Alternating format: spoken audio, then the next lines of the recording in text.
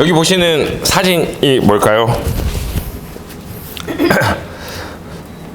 여기 보시는 사진 같은 경우는 우리가 이제 연금제도를 어디부터 들어갈 거냐면 그 역사부터 들어갈 겁니다. 역사. 예, 도대체 연금제도가 뭐길래 왜 이렇게 와서 지금 뭐 개혁을 한다고 난리를 치고 별의별 짓거리들 다 하고 있냐. 그걸 보려면 우리는 그런 말 있죠. 역사를 잊은 민족에게 미래란 없다. 예, 이 말처럼 사실 우리가 역사를 공부하는 이유는 여러 가지가 있는데 결국엔 과거에 어떠한 행위들과 어떤 사건들로 인해서 그런 이제 일련의 일들이 벌어졌는지를 이해하면 앞으로가 어떻게 서 있지에 대한 이해도 높아지게 되어 있죠. 지금 보시는 사진 같은 경우는 사실 우리가 이제 전 세계사적으로 봤을 때 되게 그 칭송받는 이제 리더들이 몇 명이 있는데 그 중에 하나가 이제 철혈제상을 불렸던 이제 비스마르크가 이제 사실 우리가 대표적인 하나의 리더로 됩니다. 그래서 이게 덴마크하고 오스트리아 이 제국 전쟁을 이렇게 쭉 하다가 결국에 이제 북독일이 이제 승리를 하면서 이제 연방을 수립하거든요. 그러면 이제 그때 그 승리 당시에 이제 그 비넬름이라는 국왕이 이제 황제에 즉위하는 이제 사진을 나타낸 겁니다. 근데 이게 왜 중요하냐면 사실 연금제도의 시작이 어디였냐면 연금제도의 시작은 공산주의에서 시작됩니다. 왜냐면 이때까지 이제 이렇게 해가지고 딱 이제 여러 가지 덴마크하고 이런 연방들 다 통일을 해놓고 보니까 너무 이 전쟁했던 이제 그 끝났던 군인들하고 사람들이 불만이 많은 거예요. 그리고 내가 이들을 통치해서 다스려야 되는데 비스마르크가 막 생각을 했죠. 이거 도대체 어떻게 다스려야 되나? 얘네가 너무 말도 안 듣고 원래 있던 민족들도 아니니까 막 통치에 따르지 않아요.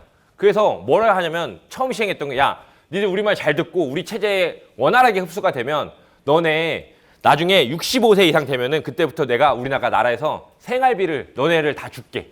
그러니까는 그때까지 좀 참고 우리 말을 들어. 라고 하면서 독일, 이후에 이제 이 연방이 독일로 이제 발전이 되는데 독일이 그래서 전 세계적으로 1800년대 후반에 처음으로 전 세계적으로 그 연금제도를 처음 시행한 나라가 됩니다. 물론 그전에도 예전에 애들 많았어요. 뭐 검투사들 있죠. 스파르타쿠스까지 올라가 버리면은 여기에 특히 군인들이나 아니 검투사들 이렇게 좀 고된 일을 하고 사람들이 어떤 유희나 이런 것들 하면 이 안전을 지켰던 사람들한테는 이 연금 녹봉제도를 많이 줌으로써 이 사람들이 열심히 싸우고 너가 돌아와도 네가 다리가 잘리고 팔이 잘리고 뭐 눈이 잘리고 귀가 잘려도 이건 국가에서 네가 이 그 공로를 인정해서 생활비를 지급해 줄게라고 하는 것들이 시작되어 오다가 처음으로 제도화된 거는 이 비스마르크 수상에 의해 가지고 1800년대 후반에 처음에 이 제도가 생겨나게 됐습니다. 근데 재미있던 건 뭐냐면 이 비스마르크가 어떤 거냐면 결국에는 이제 나이가 들어가지고 노동자들이 더 이상 이제 생계비를 마련하지 못할 정도가 됐을 때 최소한의 이제 생계비를 마련해 주는 거였는데 참 재미있는 건 뭐냐면 이 제도가 점점 이제 30년이 지나서 공적제도로 이제 자리를 잡았거든요. 근데 이때는 사람들이 모두 미쳤다라고 하지 않았어. 야, 나라에서 어떻게 65세 인구에게 다 그런 생활비를 주냐. 라고 했었는데 그게 처음에는 불가능하지 않았던 게 왜냐면요. 1800년대 후반이에요. 이때 평균 수명이 얼마였게요? 40대 초반이었어요. 40대 초반. 65세까지 산 사람이 없어. 그러니까는 이게 어떻게 보면 공수표가 있겠지만은 내버려줘도 사실 그때까지 살면 몇 명만 챙겨주면 되고 나머지 다 그저 죽는단 말이에요. 그러니까 사실 이게 가능했거든요. 근데 이러한 제도가 쭉 오다가 우리나라에는 언제부터 사실 공적연금이 제도가 투입이 됐을까요? 시행이 됐을까요? 60년도, 만약 1960년대에 우리나라는 공적연금이 아니라 공무원연금이 먼저 시작이 됐고요. 국민연금의 역사는 그리 길지 않습니다. 뒤에서 말씀드리겠습니다만. 근데 이게 이렇게 독일에서 시작된 공적연금 제도가 언제 이제 큰 변곡점을 맞이하냐면요. 지금 보시는 것들처럼 사실 여기 보시는 사람은 누구냐면은 그 플레밍이라는 사람이에요. 플레밍. 이 사람이 포도 그 상교군에서 처음으로 1929년에 그 페니실린이라는 걸 발견해내요. 최초 항생제죠, 항생제. 이걸 하면서 어떤 거 했으면 이게 1차 세계대전, 2차 세계대전이 이렇게 벌어졌잖아요. 1차 세계대전 때는 잘리면 다 죽었어, 그냥. 어디 포탄 맞아가지고 잘리면 다 죽었어요. 왜냐면 항생제가 없으니까 세균 감염 때문에 다 죽었거든요. 근데 이 페니실린을 발견하고 나서 이게 이제 2차 세계대전 때 본격적으로 쓰이기 시작했는데 이때부터는 잘려도 안 죽어, 사람들이. 항생제가 맞으니까. 이 항생제가 발견이 되면서 그때부터 우리나라 인류의 가지고 있던 수많은 질병들이 많은 종류의 수가 극복이 되었고 평균 수명이 비약적으로 증가하게 됩니다. 네, 그러면서 사실 연금제도가 개혁이라는 이슈가 이제 그때부터 나온 건데 각국에서 그전까지는 뭐 65세 이런 것들에 대해서 별 그게 없다가 점점 평균 수명이 늘어나면서 각국들이 이제 연금제도 개혁이 일어나고 우리가 연금제도를 실시할 때 이런 부분들 평균 수명과 기대 여명을 고려해서 설계할 수밖에 없는 형태가 돼버리게 된 거죠. 그리고 사실 이런 부분들이 이어지다가 어떤 것들이 있었냐면 지금 보시는 사진을 보시면 전 세계적으로 공적연금, 국가에서 연금을 주관하고 있는 국가는 현재 한 170여 개국 정도 됩니다. 근데 왜 이 연금을 우리가 코끼리의 비유를 많이 하거든요. 이 경제학자들은 공적연금을 코끼리에 많이 비유해요. 뭐냐면 공적연금은 전 세계 웬만한 그 자산운용사들보다 이 기금 규모가 커요. 우리가 잘 알고 있는 뭐 블랙락이나 알리안츠 같은 자산운용사들도 있지만 얘네가 다 모은 것보다 보통 국가에서 운영하는 연기금이 제일 크단 말이에요. 보통 다 1000조가 넘어가니까. 그래서 이거를 코끼리에 비해요. 움직이기가 무거워. 근데 이 개혁을 잠깐 잘못했다가는 밑에 있는 사람들 다 밟혀 죽거든요. 예. 그래서 우리는 공적연금을 보통 코끼리에 많이 비유합니다. 그 이 170개 정도의 국가가 이제 공적연금을 운영하고 있는데 각각의 국가들이 엄청난 이제 진통과 그다음에 이걸 개혁하기 위해서 많은 어려움들을 겪고 있어요. 지금 우리나라가 그 연금 개혁의 중심에 와 있어요. 뭐냐면 제가 이것도 조금 이따 더 자세히 설명드리겠습니다. 일단 말로 이해를 해보십시오. 우리나라가 처음에 공적연금을 시작할 때 지금 그때 우리가 말씀드린 것처럼 지금 국민연금 납부율이 9%잖아요. 월급의 9%를 내지 않습니까? 처음에 시작할 때는 1988년에 우리나라는 이제 그 공적연금 제도가 시작이 됐는데 그때는 월급의 3%였어요. 3%를 냈고 그 당시에는 소득 대체율이라는 거 지금 제가 40%라고 지난번에 말씀드렸었죠. 지금은 42.5%지만 앞으로 40% 정도로 이제 바뀌고 그 위에 더 낮아진다라고 말씀드렸었는데 처음에 우리 공적연금이 시행이 될 때는 소득 대체율을 70%로 잡았었어요. 그러니까 월급에 내가 3%만 내면 내가 은퇴 시점 이후에 내가 낸 돈이 3%밖에 안 되는데 실제로 내가 평균 중위소득의 70%를 국민연금을 받도록 설계가 되어 있었거든요. 네. 왜냐면 그때는 1980년대면 그때 산출했던 기초 데이터가 1960년대하고 70년대였잖아요. 뭐냐면 박정희 정부 시절에 그 새마을운동 해가지고 경제개발 5개년 개혁으로 개혁으로 철도 놓고 그다음 잘 살아보세요 운동하고 하면서 출산율 너무 좋고 경제가 고도 성장할 때니까 그 율이 맞았어요. 근데 그런 게 오다 보니까 지금처럼 이 출산율의 저조와 경제활동 인구가 줄어들고 여러 가지 사회적인 변화들이 이렇게까지 악으로 치달아가지고 안 될 줄 몰랐던 거죠. 그러다 보니까 3%만 내고 내가 내 평균 받던 월급의 70%를 받을 수 있는 형태였는데 이게 지금 말이 안 되는 형태가 돼버렸으니까 뭔가는 계약을 해야 돼요. 이때 가장 많이 이 3%를 내고 88년도에 도입했으니까 그때 만약에 30살이었다고 치면 지금 몇 살이죠? 그때 30살이었으면 88년에 30살이면 지금 67 정도 됐잖아요. 1959년생들 예. 요 나이대가 지금 이 국민연금의 혜택을 제대로 받는 나이대예요.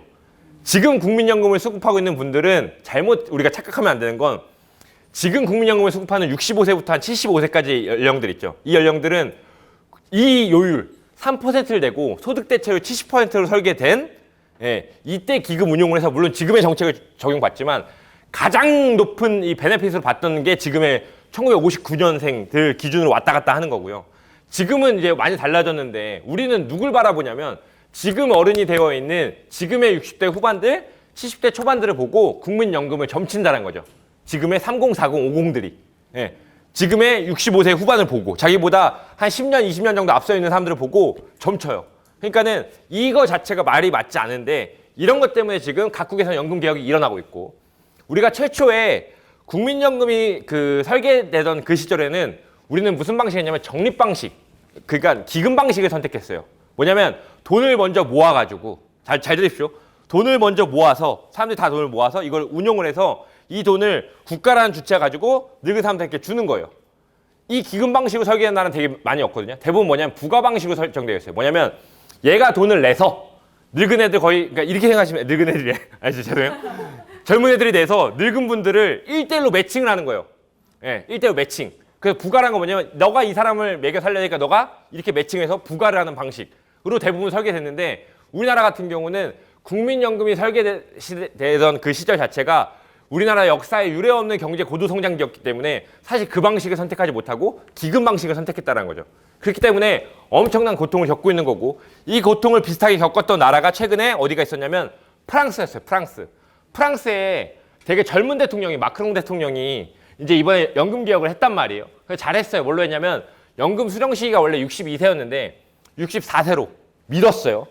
그 다음에 연금 100% 자기네가 가지고 있는 기준연금의 100%를 받기 위해선 기존에 42년을 납입을 해야 되는데 43년을 1년만 늘렸습니다.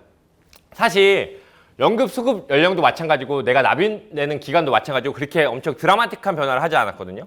근데 이거 바꾸는데도 엄청난 진통을 겪었어요. 그게 바로 뭐였냐면 지금도 시위가 일어나고 폭동이 일어나고 있거든요. 예, 이거 하나 조금 바꿨다고. 프랑스에서. 사실 상반기, 그러니까 이게 불과 얼마 전 얘기예요. 작년 말 이야기입니다. 근데도 엄청난 이 폭동과 이런 것들이 일어나고 있는데 이거의 포인트가 뭐냐면 이 사람이 마크롱이 이걸 갑자기 뭐 진보주의자라 해가지고 갑자기 바꿨냐 이게 아니라 얘네도 지금 안 바꾸면 더 이상 답이 안 나와. 예.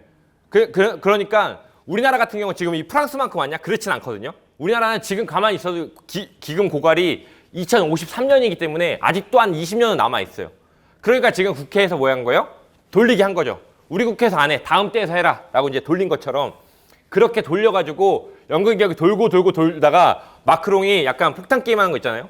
이것처럼 하다가 자기한테 지금 폭탄이 온 거야. 게임을 했는데. 이미 선착순 다 된 거죠. 맞으니까 자기가 어쩔 수 없이 했는데 이렇게 돼서 본인 입장에서 되게 소극적인 개혁을 했어요. 나이도 별로 안 바꾸고 지금 이 율 자체도 최저임금의 75%에서 85%까지 뭐 연금 상한을 하겠다 이런 것들도 별로 크게 변화하지 않았는데도 사실 이러한 일들이 벌어지고 있다는 거죠. 근데 더 재밌는 건 뭐냐면 우리나라 그 공적연금이 1988년에 시행이 됐다고 했어요. 논의가 된 건 1970년대부터예요. 근데 본격적으로 시행된 건 88년인데 더 재밌는 건 뭐냐면 우리가 공적연금과 더불어서 우리가 퇴직연금 많이 이야기하지 않습니까? 퇴직연금. 이 퇴직연금 더 재밌는 게 뭐냐면 퇴직연금이 시작된 건 2005년부터 시작됐어요. 2005년이면 좀 멀게 느껴지시나요? 퇴직연금? 2005년이 어떤 시냐면 이 타짜 영화 개봉했을 때고 SG 워너비가 죄와 벌 부를 때거든요. 네. 그렇게 길지 않아요. 그러니까 우리나라는 지금 공적연금도 1988년이라고 하면은 사실 그렇게 역사가 길지 않고 퇴직연금도 2005년에 시작됐기 때문에 수급 받는 사람들이 지금 별로 없어요. 근데 사람들은 마치 이 일반 소비자들이 우리가 만난 고객들이 착각하고 있는 거, 오해하고 있는 거에 뭐냐면 국민연금과 그 다음에 퇴직연금이 마치 대한민국 조선 건국 이래부터 함께 해왔던 제도처럼 알고 있고 이것이 엄청 완벽한 제도라고 알고 있어요. 그러니까 여기에 대한 확신을 하는 것은 물론 NPS, 국민연금 기금이 계속해서 홍보를 많이 합니다. 여러분들 영화관에 가서도 보실 수 있고요. 그 집에 TV 보다 보면은 계속 국민연금이 그 광고를 많이 해요. 좋은 배우들 써가지고. 그러면서 안전하다 이렇게 얘기하죠. 물론 그거는 그들의 역할입니다. 그렇게 해야만 하는 거고. 근데 돌이켜서 조금만 더 깊게 들여다보면 우리나라의 공적연금 제도와 퇴직연금 제도는 그리 역사가 길지 않고 제도가 정비 안 된 것이 너무 당연한 게 지금의 이 공적연금 제도라는 거죠. 그러고 보면은 그래서 사실 요 그림을 혹시 보신 적 있으신 분? 이 그림. 여기까지 제가 중강의하면서 어디서 보였어요? 온라인에서 많이 돌아다니고 있어요? 그렇군요. 이 사진은 제가 만든 거예요. 캔바로. 네, 제가 처음부터 끝까지 제가 다 만든 거거든요. 근데 이 부분이 결국에는 제가 아까 말씀드린 것처럼 공적연금부터 퇴직연금 이렇게 외우는 것도 좋지만 얘네 하나에 제가 1층부터 4층 구조까지 그려놓고 여기에 각 그 층별마다 어떤 포인트를 잡아서 우리가 릴렉스를 하든지 리즈환기를 해야 되는지를 포인트를 잡아놨어요. 보면 공적연금 같은 경우는 포인트가 뭐였냐면 연금개혁과 소득대체율이에요. 이게 2년 전에 만든 자료거든요. 2년 전에. 근데 이 이미지 하나 가지고 제가 뭐라고 말씀드리냐면 고객한테 연금을 판매하고 싶으면 다른 자료 탐내지 마라. 그냥 고객한테 패드로 이거 한 장만 띄워놓고 내가 1시간 동안 얘기할 수 있으면 연금 팔 수 있다. 또 이렇게 얘기하거든요. 근데 그것처럼 우리나라 연금에 4층 구조가 있고 이 4층 구조 내에서 공적연금에 도대체 무엇을 얘기할 것인가? 그럼 여기 나와 있는 것들이 기초연금과 직영연금, 국민연금 이렇게 세 가지가 나와 있는데 우리는 여기서 알아봐야겠죠. 기초연금은 뭐고, 직영연금은 뭐고, 국민연금은 무엇인지. 기초연금은 뭡니까? 최저생계비 상한을 70%로 정해가지고 이 밑에 소득분이 70% 밑에 들어오는 분들께는 다 최소한의 노후생계비를 지급하는 게 기초연금이에요. 이거 납입합니까? 납입하지 않아도 되죠. 대한민국 국민은 누구나 받는 거예요. 네, 이게 기초연금이고 직영연금은 뭐예요? 우리나라에 이제 흔히 말하는 공무원들. 그래가지고 그 우리가 잘 알고 있는 것들은 뭐 소방연금, 그다음에 군인연금, 그다음에 경찰 등등등이 이런 직영연금에 들어가서 공무원들이 별도로 받는 이제 연금이 이제 직영연금이 될 것이고 국민연금 우리가 흔히 알고 있는 것들인데 여기서 포인트는 연금 개혁이 지속적으로 이루어지게 될 거고 이 국민연금의 핵심은 얼마 내고 얼마 받냐가 보다 중요한 것은 소득 대체율인데 내가 평균 소득 대비 국민연금이 도대체 몇 퍼센트의 나의 소득 대체율을 약속할 것인가 그 다음에 이 소득 대체율을 내가 지급받기 위해서는 내가 도대체 몇 년을 납부해야 되고 이 납입기간과 수급기간에 대한 이해가 조금 있으면 이게 가능하다는 거죠. 두 번째, 퇴직연금 같은 경우는 우리나라에 통계가 많이 없는 이유가 2005년 SG워너비가 나왔을 때 시작됐다는 거예요. 그렇기 때문에 역사가 길지 않아요. 2005년부터 시작했으면 지금 퇴직연금을 제일 많이 납부한 분이 끼게 봐야 한 19년 정도 납부한 거죠. 그러니까 퇴직연금을 30년 동안 납부해본 사람도 없어, 대한민국엔. 예. 그러니까는 퇴직연금이 어떻게 될지 모르는 거예요. 그래서 이거를 받아가지고 은퇴 설계가 제대로 됐는지 안 됐는지도 데이터가 없어요. 그 당시에 2005년에 한 40대 중반이었던 분들이 찍해봐야 한 10몇 년 내시고 지금 해서 써야 되는데 그럼 쓰면서 이거를 내가 은퇴 설계에 도움이 되더라, 노후 준비에 도움이 되더라 라고 했는 데이터가 있어야 되는데 그마저도 없어요. 왜? 우리나라 법에서는 2005년에 법령을 제정하면서 어떻게 했냐, 기존에 퇴직금 제도, 퇴직금을 안 주면 사업주가 징역에 가는 거는 근로기준법에 정해놨었고 이 퇴직급여 제도는 그 퇴직자의 급여보장법이라는 데서 별도로 정했는데 지금도 퇴직연금을 가입하지 않고 퇴직금을 주면 사실 그게 불법은 아니지만은 그 우리나라에서 시행하는 시행법을 준수하고 있는 건 아니거든요. 지금 다 퇴직연금을 가입하게끔 해놨어요. DB형이든 DC형이든. 근데 그 퇴직연금을 가입하지 않으면 불법인데 법을 어긴다라고 해가지고 국가가 지금 제재만 안 할 뿐이에요. 퇴직금만 제대로 주면. 근데 지금 원래 현행법상은 퇴직금을 주는 게 아니라 DB형이든 DC형이든 무조건 퇴직연금을 도입을 해놔야 맞는 거예요. 근데 이렇게 되어 있기 때문에 결국엔 퇴직연금을 받아가지고 어떻게 쓰는지 봐야 되는데 퇴직연금을 받는 사람도 없어요. 2019년의 기사를 보면, 2020년의 기사를 보면 퇴직연금을 연금으로 받는 수급 비율이 2.8%밖에 안 된다고 나와요. 뭐냐면 100명이 퇴직연금을 회사 사람이 벌었어요. 근데 이거를 연금으로 수령한 사람은 2.8%. 나머지 97.2%는 뭐예요? 일시금으로 받는 거예요. 네. 그러면 이게 2020년 비율이었고 2024년 정도 와보면은 지금은 근 한 12% 정도 받는 것 같아요. 연금으로. 나머지 역시 88%는 뭐예요? 역시나 또 중간에 땡기거나 해약해가지고 세액공제 받은 거, 뭐 이런 거, 세금 혜택 받은 거 다 뱉어내고라도 땡겨 받아가지고 그냥 목돈으로 써버린 거죠. 뭐 할 때? 집 살 때? 뭐뭐 할 때.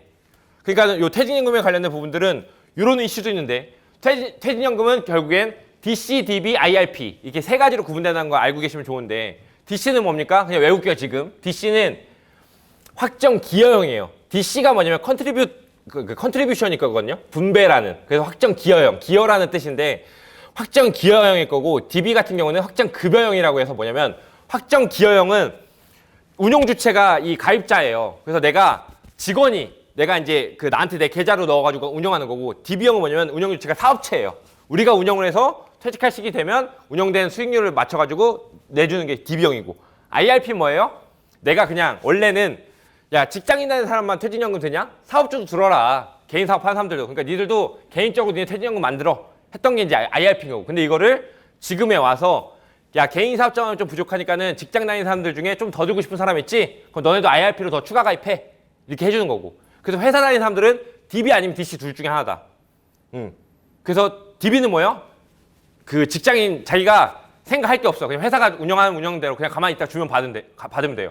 네. 근데 DC는 내가 선택할 수도 있고 이것도 퇴직연금 사업장을 도입을 해보면 좀 다르지만 좀 복잡하긴 하는데 그냥 이렇게 외우시면 돼요. DB는 확정 급여형, 회사 운용 주체, 확정 기여형, 이건 가입자 주체. IRP는 개인이 별도로 가입하는 거. 세 가지가 있다.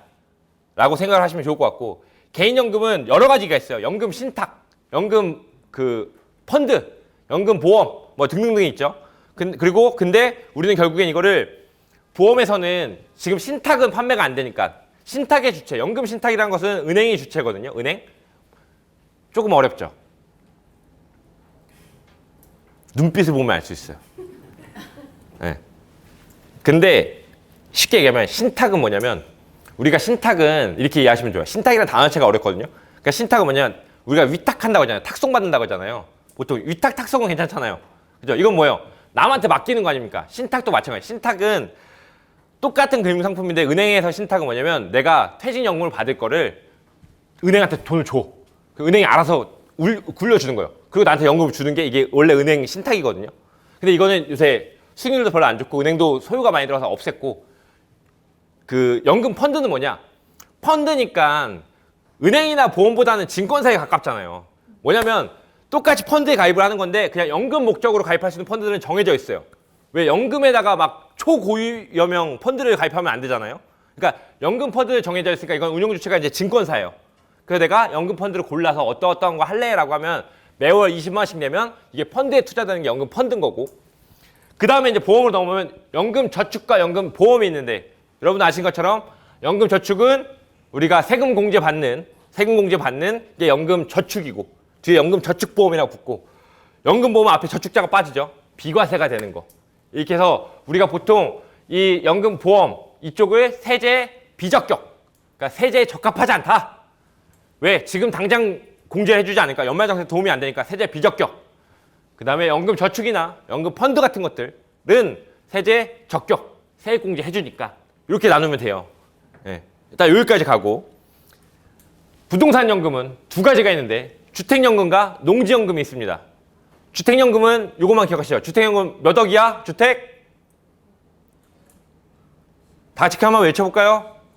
원래 9억이었는데 지금 12억. 그렇죠? 이거는 그 실거래가 기준 아니면 공시지가 기준? 요 정도만 알면 돼. 요 정도만 알면 돼요. 네. 주택연금도 저희가 그 주택연금 자료도 제가 드릴게요. 제가 또 만들어 놓은 게 있거든요. 주택연금 근데 주택연금이든 뭐든 세액공제든 한도가 매년 바뀌어서 저는 솔직히 못 외워요. 그 매년 뭐 어쩔 때는 900만 원까지 어쩔 때는 700만 원까지만 어쩔 때는 추가로 해주고 막 이렇게 왔다 갔다 하거든요. 주택연금도 마찬가지예요.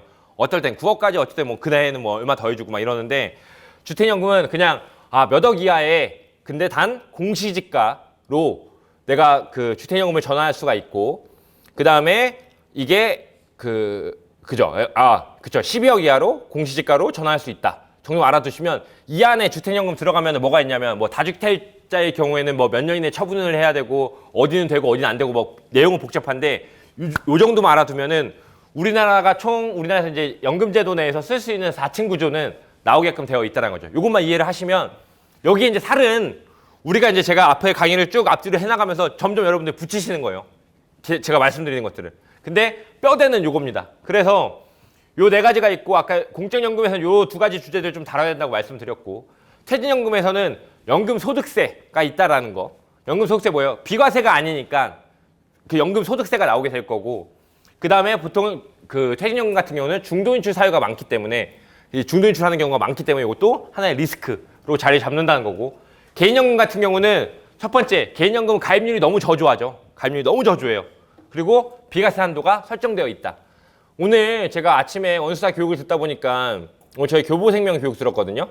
근데 제가 그 뭐 이 강사를 좀 이렇게 막 신뢰하진 않는데 한 말 중에 이런 말이 있었어요. 뭐냐면 단기납종신보험이 이 과세에 대한 논쟁이 결국 이제 올해 안에 결말을 지을 건데 이게 재수가 없으면 운이 좋으면 그냥 단기납종신만 퇴출을 시키거나 환급률 조정으로 끝나버리면 상관이 없는데 과세 당국이 자칫 잘못해가지고 그냥 비과세 한도 자체를 건드려버리면 이게 난리가 나는 거거든요. 예. 그렇기 때문에 그런 이슈가 있어요. 우리나라가 여기 제가 자료도 안 놨지만 비과세도 생각해 보시면 주요 선진국들은 비과세라고 하는 이제 이자 소득세에 대한 비과세 우리나라가 15.4%잖아요. 근데 그 14%에다가 그 지방소득세인가 해가지고 1.4% 더해서 15.4%란 말이죠. 근데 연금소득세 같은 경우도 나라별로 보면 딴 나라가 되게 높아요. 그게 뭐 우리한테 크게 와닿나? 그렇진 않거든요. 근데 저는 뭐 영국이 40%다. 적금 부어가지고 이자 10만 원 받으면 4만 원 떼가고. 예. 뭐 어디가 뭐 일본 몇 프로고, 뭐 뉴질랜드 몇 프로고 막 그러거든요. 되게 비싸요. 보통은 다 이자 소득세가 한 30% 후반대에서 50%까지는 하는 것 같아요. 별로 와닿는 거 없거든요.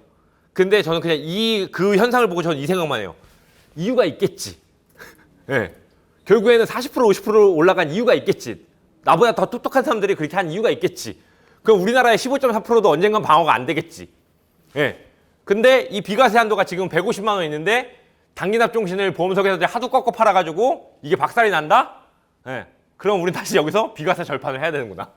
뭐 이 정도까지는 돌아가는데 세금에 대한 이해는 좀 그렇게 이해를 해주시면 좋을 것 같아요. 그런 게 있고 약간 지금 맥락이 안 맞는데 지금 요런 것들도 한번 또 적어 보시자고요. 강의 자료 드릴 건데 제가 한 차수 끝나면 그 다음 차수 때 강의를 자료 드릴 거예요. 왜냐면 강의 자료 바로바로 드리면 여러분들 이걸 안 해. 그래가지고 사진 찍는 것도 중요하잖아요. 어차피 드릴 거니까. 근데 한 차수씩 밀려서 드릴 거거든요. 제가 오늘은 강의 끝나면 지난주차 강의 자료 드릴 거니까 보시면 그냥 노벨 경제학상 받을 정도 하면 여러분들이 이번 삶을 사시면서 볼 수 없는 천재들이잖아요. 그렇죠? 우리가 가까운데 서울대는 이 사람들은 서울대 아닐 거 아니에요. 막 하버드 나왔을 거 아닙니까? 근데 이 사람들 얘기하잖아.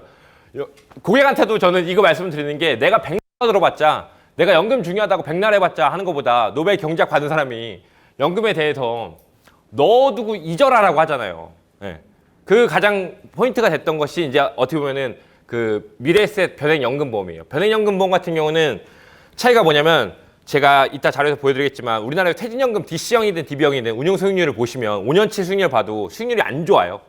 왜냐면 국가에서 그 퇴직연금 펀드 같은 경우는 공격적 투자를 막아요. 법적으로. 그렇기 때문에 대부분 채권이나 안전형 자산에 많이 투자하기 때문에 은행금리하고 별 차이가 안 납니다. 그러니까 고객들은 이 자기의 노후 자산을 매월 적립식으로 투자해가지고 결국에 이걸 불려야 되는데 퇴직연금이 불리는 역할을 못 하고 있어요. 네. 반대로 국민연금 수익률을 잘 내는 편이거든요. 국민연금은 여태까지 누적 수익률이 5.9% 나옵니다. 잘 나와요, 국민연금은. 근데 실제로 개인연금에서는 우리가 제도권 이내에 있는 상품들로는 수익률을 많이 노리기가 쉽지 않습니다. 퇴직연금은 진짜 수익률이 낮거든요. 근데 IRP로 가입할 수 있는 것도 한계가 있고. 근데 변액연금은 초공격형 펀드 설정할 수 있거든요. 네. 그렇기 때문에 사실 넣어두고 이자라가 되려면 장기에 같이 투자하는 형태가 이루어져야 되는데 이게 사실 저는 변액연금이 가능하다고 봅니다. 있고 두 번째, 로버트 머튼이 뭐라고 했냐면 자산에서 소득으로. 결국엔 노후 자산은 내가 이 노후에 준비해놓은 이 자산을 가지고 이게 현금으로 나올 수 있는 형태가 돼야 되는데 대한민국에서 대부분의 자산은 부동산 자산이 편중되어 있잖아요. 근데 그 부동산 자산도 거의 70% 이상이 주거용 자산이에요. 그러니까 내가 그거를 현금으로 만들 수는 없어요. 오히려 관리 비용부터 유지 비용, 대출 비용 등의 비용이 나가게끔 되어 있지. 그럼 결국에는 내 자산이 소득으로 치환될 수 있는 형태의 금융자산이 있어야 되는데 이러면 또 마찬가지 맞는 것은 연금보험밖에 없어요. 사실 제가 예전에 그 전 강의 때 말씀드렸던 것처럼 야 연금보험의 해지한금이 자산으로 그 역할을 하냐 제가 말씀드렸죠. 보증보험을 압도하는 게 연금보험 해지한금이에요. 적립금 가지고 보증보험 잡는다니까요. 네. 벌써 다 자산을 인정하는 거 아닙니까? 세 번째, 윌리엄 샤프가 얘기했어요. 분산하라. 분산 투자에 대한 그 중요성 같은 경우야 워낙에 많이 강조가 됐기 때문에 사실 말씀드리지 않아도 다 아실 거라고 생각합니다. 분산 같은 거 잘 생각해 보시죠. 여러분들도 잘 생각해 보세요. 저희 집에는 금고가 있어요. 금고. 제가 집들이 할 때 제가 그 집들이 선물 받은 것 중에 제 인상 깊은 게 금고였거든요. 금고를 누가 선물해 줬거든요. 금고가 있으니까 사람이 뭔 생각이 들면 이렇게 가끔 가다가 이렇게 지문도 눌러보고 안에 이렇게 열어봐가지고 뭐 쥐뿔도 없지만 이렇게 좀 채워봐야겠다 이런 생각이 들어서 무슨 생각이 드냐면 제가 이제 작년, 재작년 둘 다 미국 갔다 오면서 미국 갔다 올 때마다 달러를 조금씩 남겨요. 이 달러를 그 금고에 넣어보려고. 예. 그 다음에 제 고향집에 가가지고 어머니한테 나 어렸을 때 내 저 사진에 있는 돌반지 다 내놔라. 예. 해가지고 금을 막 모아다가 이제 넣게 돼요. 그게 너무 횡하잖아요. 그러니까 자꾸 여기다가 뭘 채워넣고 싶어요. 여러분들 생각해 보십시오. 여러분들 가지고 있는 자산들 있으시잖아요. 대부분 원화형 자산 아니에요? 한국 돈 자산 아니에요? 대부분? 예. 달러 자산이 아니면 브라질 헤이라나 유로 자산 있으세요? 없죠? 예. 가지고 계신 자산들 중에 우리가 사실 주식, 증권형 자산 많이 있으신가요? 채권형 자산 많이 있으세요? 많이 없단 말이에요. 근데 결국에 제가 지난번 수업 마지막 때 보여드렸던 것처럼 모든 자산은 10년이나 20년이나 시간을 거치게 되면 무조건 우상향해서 올라가게 될 텐데 뭐가 터질지 모르잖아요. 똑같이 코스피가 올라도 요 정도 기울기로 오를 수가 있고 금은 이렇게 오를 수도 있고 달러는 뭐 이렇게 오를 수도 있잖아요. 이걸 분산해 놔야 내가 평균 요 정도 기울기는 먹는데 내가 가지고 있는 자산을 싹 다 부동산, 한국 부동산하고 한국 돈으로만 가지고 있으면 이런 글로벌 그 경제가 성장하는 이 타이밍에서 내가 그 프리미엄을 충분히 못 누리지 않을까? 라는 생각인 거죠. 그러니까 이건 노후로 가지 않더라도 우리가 개인적인 재무설계나 재테크할 때도 자산을 배분해놔야 되는데 고객분들께 마지막 오늘 이 말씀 드리고 이 팁 하나 드리고 그 1교시 마무리해 보겠습니다. 전 고객들이 투자 뭐 해야 되냐고 많이 물어보거든요, 저한테. 저 모른다 그래요. 왜냐면 재무설계, 투자 설계에는 뭐라고 나와 있냐면 종목 찍지 말라고 명확하게 나와 있어요. 전 종목 찍는 그런 경제학과 나오지도 않았고 펀드 매니저도 아니고 애널리스트도 아니에요. 뭔데 보험설계에서 종목을 찍습니까? 다만 고객한테 제가 안내해드린 것은 투자에 관련된 정보들이 잘 모여있는 웹사이트 정도 안내해드리고 그다음에 제가 가지고 있는 투자에 대한 기본적인 지식 정도는 금융과외라고 해서 기본적으로 알려드려요. 그러니까 내가 보험설계사가 할 수 있는 최고의 가장 딥한 투자에 대한 조언은 포트폴리오 제공 정도? 예, 포트폴리오를 그때 보는 것처럼 금하고 미국 주식하고 한국 주식하고 이런 정도로 좀 포트폴리오 구성해 보시죠. 종목은 알아서 선택하시고요. 이 정도란 말이죠. 근데 고객 물어봅니다. 금 투자하려면 어떻게 해야 돼요? 그럼 여러분들 머릿속에는 재무설계 영업을 하겠다 하면은 여러분들 머릿속에는 우리나라에서 투자할 수 있는 금 투자 방법 4가지는 머릿속에 나와야 합니다. 4가지. 예. 4가지가 왜 다르냐? 각자 수수료가 달라요. 예. 금을 사고 파는 거이기 때문에 무조건 수수료가 나오죠. 근데 이걸 현금화할 수 있는 용이성이 달라요. 그 다음 투자는 투자처가 다릅니다. 금 투자 방법 4가지에 따라서. 뭔지는 안 알려드릴 거니까 알아보시기 바라겠습니다.